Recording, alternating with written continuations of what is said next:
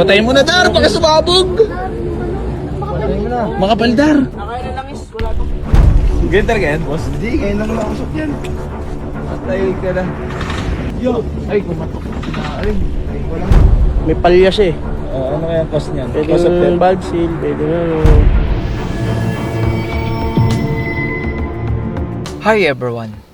Umuusok na parang pamatay lamok ang dapat na kotse na bibili ni Boy Circulation. Pero nung tanungin ang siraniko ni Boy Circulation kung ano ang sira, ay kumakain daw ng langis ang makina.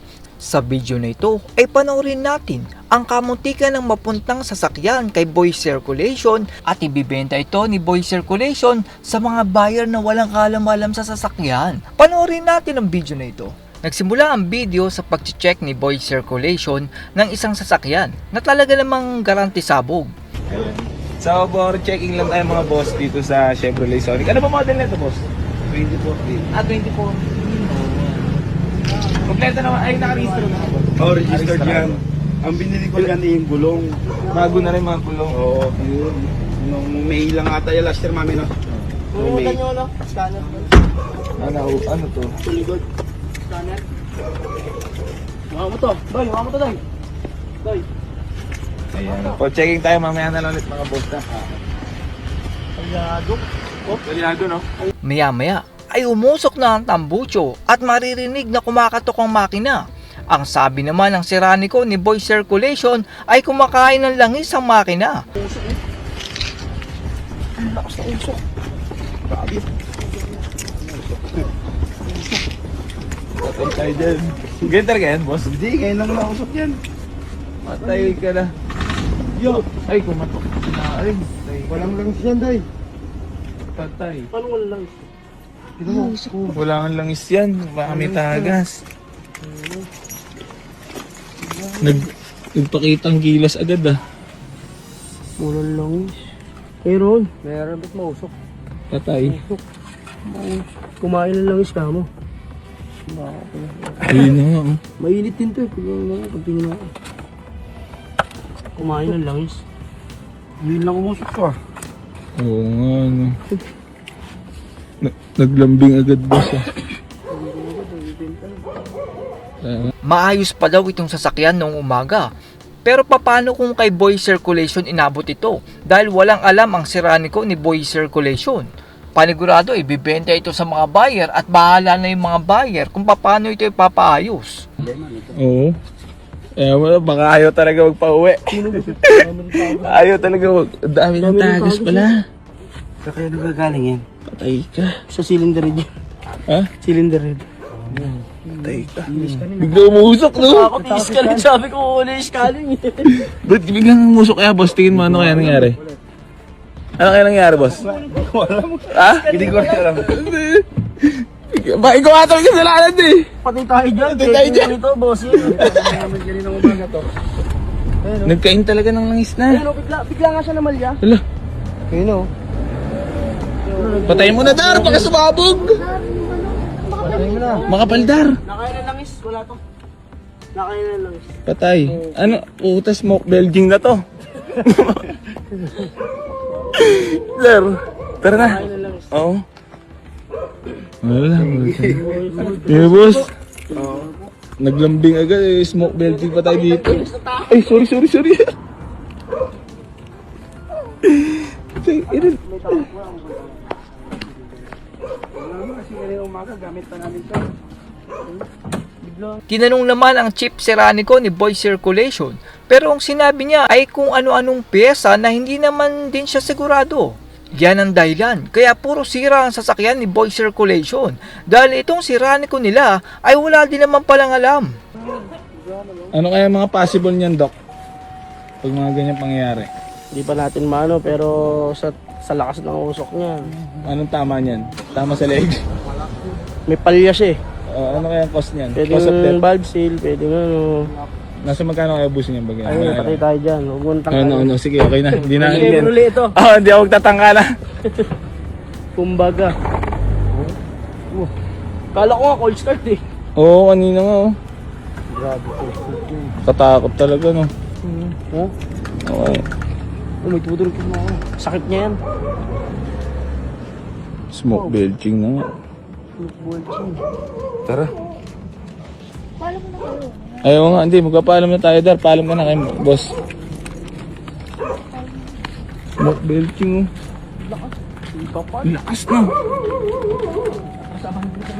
Pero sakit, parang sakit ka talaga, no? Mabuti na lang at dito pa sa may-ari nasira ang sasakyan dahil kung kay Boy Circulation niya napunta ay sasabihin niyang normal ang usok dahil sa kalumaan. According sa pinagtanungan ko ay pumalya ang oil cooler ng sasakyang ito. Madalas na nagkakaroon ng tagas ang oil cooler ng Sonic. Tumutulo ang langis papunta sa mainit na exhaust manifold o catalytic converter na lumilikha ng puting usok at amoy sunog sa labas. Pero ayon sa Serranico ay piston ring ang sira. Sige sir, ako. Boss, salamat ha. Salamat po. Boss, thank you. Oh. Ano yung nangyari dyan? Atras abante pa lang ginagawa. Pumapalyo siya. Bigla siya pumalyo eh. Ayun. Ito yung baka mga smoke belching tayo dyan. Puro lang siguro. Nakapay langis. Tumusukan ng langis yan. Anong? Piston ring yan. Ay, putay na. Tumusukan ng langis. Ayun, sa tambuto. May langis na ano. Tumusukan ng langis. Papalabas ang basa. Baba yan. Ayun. Aray. Katakot yan. Inabot no. Ayun ba yung kay Bes? Ayun yung sinasabi hindi inaasahan. Oh, eto boss, 9 months sa inyo, no? Ngayon lang nagkaganyan? Pa kaninang Oh? maga. Gamit pa namin kayo ng umaga to eh. Sa Hindi Mendes. inaasahan. Mendes. Hindi natin alam siya. Ano yung gusto? 9 months, ngayon lang nagkaganyan kay boss, oh. Ayan, oh. Yan ang talagang hindi inaasahan talaga, no? Gamit pa kaninang umaga raw. Hmm. Hindi natin inaasahan. Tandaan natin ng mga unit. Hindi natin alam kung kailan. Hindi talaga alam kung kailan bibigay, boss, no? Ah, first time talaga yan, boss? Ganyan lang niya, oh. Langis na Hindi yung nga. nilalabas. Ba't kaya? Papalo. Wow. Small bed. Masuha na ng langis.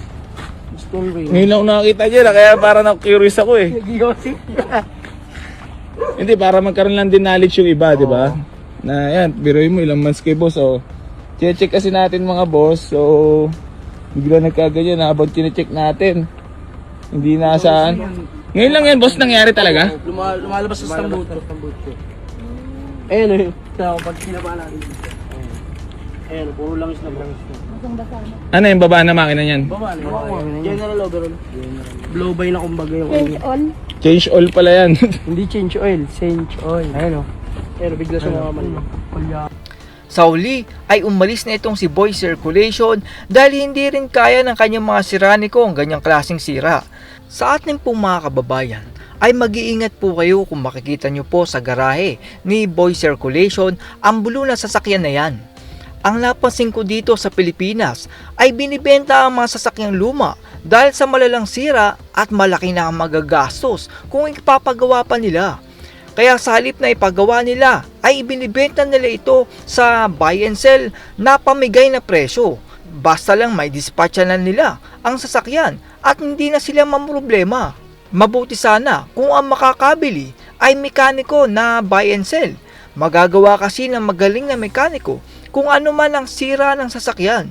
E paano kung katulad ni Boy Circulation at kanyang mga Serranico ang makakabili ng sasakyan? Katulad na lang nito. Paano kung saka umusok ang sasakyan noong nakarating na sa garahe ni Boy Circulation? Etong mga Serranico ni Boy Circulation ay hindi naman alam mag-ayos ng sasakyan. Ipapasa nila ang sira sa makakabili at kawawa ang bibili ng sasakyan kay Boy Circulation. Ingat lang po kayo mga kababayan kung bibili kayo ng segunda manong sasakyan at magsama ng mekaniko kahit pa magalit si Boy Circulation. That's all everyone. Salamat sa inyong panonood. This is Chuck and you're watching Bike and Drone.